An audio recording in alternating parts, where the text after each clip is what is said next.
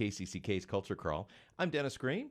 My guest today is Natalie Brown. Natalie is the principal behind Mirage, our guest for the second Jazz Under the Stars concert coming up this Thursday. Natalie, welcome back to KCCK. Thank you. Thanks for having us. Great to see you. Yeah. So before we talk specifically about Mirage, tell me a little bit about growing up and taking up the violin and what led you to your career as a performer and an educator.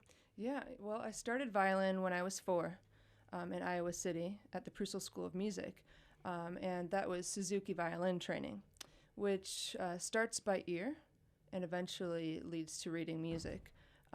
And so when I think about that, learning to play by ear and learning to just really listen at a young age, I think led me to be able to play all kinds of styles and just kind of listen to music and almost copy and imitate styles growing up before I learned how to improvise. So it was classical training. So I really, built a solid technique as a player. And I don't think it was until high school that I did anything besides classical music. I got into fiddle music and eventually at the University of Iowa into blues and jazz improv classes. And were you sometimes the only violin player in those classes? Yeah, definitely. Yeah, definitely was at the jazz improv at Iowa, was the only string player. And we were doing, Miles Davis, and we were doing all the keys that I wasn't really used to as a string player. I couldn't play open strings all the time. I was playing a lot of flats. And so that was a great challenge for me, learning to do that. But yeah, I really do attribute my good ear and being able to really jump into different styles to my Suzuki training. I really do. And so as a teacher now, and just kind of looking back on how I learned, and then, going into Mirage, being able to really play any style of music on the violin, that's really what I try to teach my students is, find your own voice. We may play classical music a lot, and that's a really good grounding and a really good base for a string player. But gosh, you can play anything on these instruments.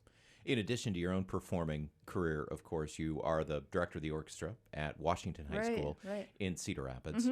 So do you, and you alluded to this a little bit, but, go into just a little more, go to a little more depth on that. Do you think it helps you as a teacher and relating to your students, the fact that, every set of music that you play is not the kind in a tuxedo or a long dress with an orchestra and a director? Absolutely, especially in this day and age, just really keeping things relevant to kids and showing all the different possibilities for musicians. You can play in a symphony, you can play in a band, you can play in musicals. The whole music business aspect of it, really just kind of opening up their eyes to the possibilities. Like I like to say, specialization is for insects. Yeah. Everybody needs to be a jack of all trades. That's right. You studied in Ireland a couple of years ago. I was in Scotland. Yeah, I was in Scotland. I think it's been almost 4 years since I've been back.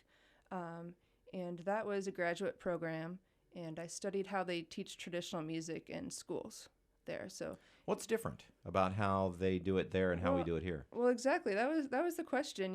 Here we have sheet music, and it's really about being uniform in ensemble, is the best way I can put it. So I was wondering how, traditional music, all the different ornamentation, and a lot of it's learned by ear. How do they do that? So it ended up being kind of controversial because it is something that's a tradition that's been carried on. How can you kind of just teach it the same way to everybody? And they give exams in traditional music now as well, which means that, you have to do a checklist to play it correctly, which is kind of controversial because traditional music, everybody plays it a little bit differently. That's kind of how it is. So it was really interesting.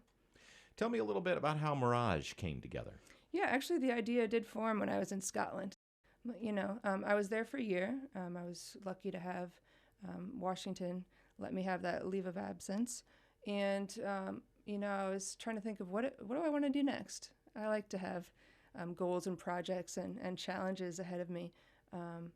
And so Jean-Luc Ponty is a jazz fusion violinist. And the word jazz fusion to me means jazz plus anything else. And that's kind of, for me, was exciting because I love incorporating all styles of music.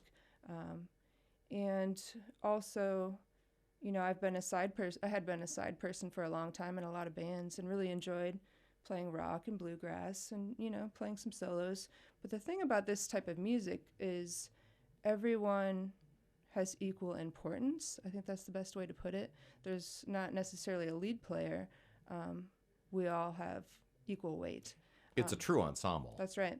And so Mirage, started out as a Jean-Luc Ponty inspired idea, and he's a French violinist who's done his own work, but has worked with Frank Zappa, Mahavishnu Orchestra, and just done a ton of different collaborations. Most recently with